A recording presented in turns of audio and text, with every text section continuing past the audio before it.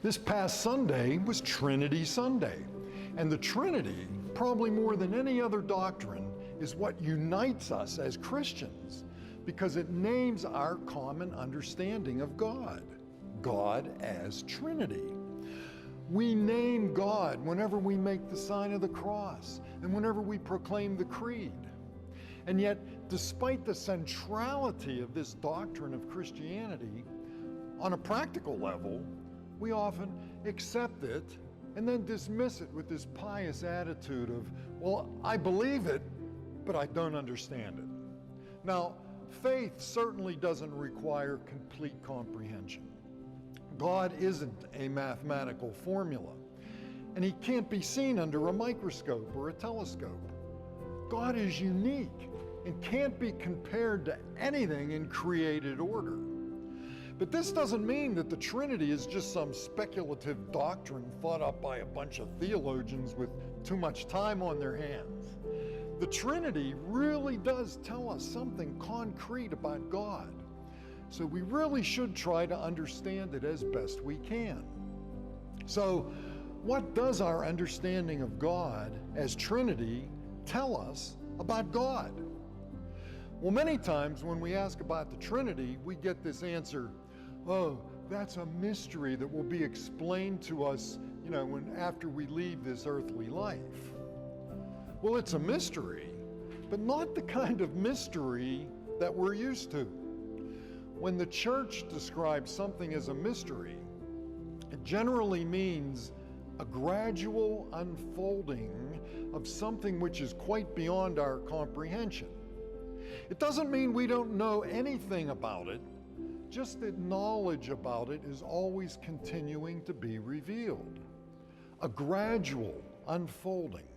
That's our understanding of mystery. Not something that can never be known, but something that is always being revealed. So what does our understanding of God as Trinity tell us about God? Well, people throughout the ages have used many different images to try to make sense of God as Trinity.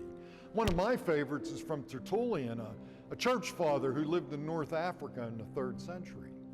He used the root, the branch, and the fruit of a plant to describe the unity, but the distinction of the Trinitarian partners.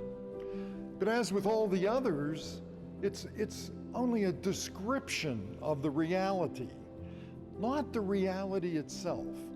To get at the root of what the Trinity is all about, we have to ask ourselves the age-old question, what is God?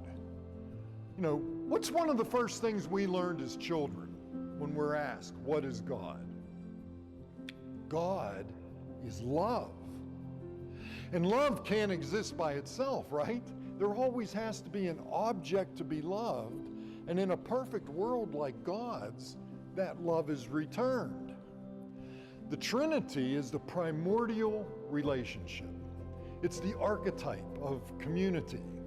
It's the perfect community of love. It teaches us that the triune God is a social God, rich in internal and external relationships. And it's from that we can claim the perspective of a Trinitarian God, that we can claim that God is love, because love can't exist by itself. And the good news for us is that we are invited to share in the triune community of divine love.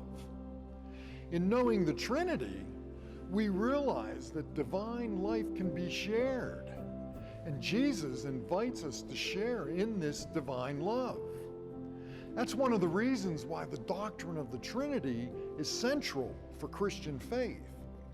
And even though in this life it's not possible to completely comprehend the mystery of the Trinity, it's the goal of all Christian life to know the Father and the Son and the Holy Spirit, even as they know us, and to share in God's inner life of wisdom and love.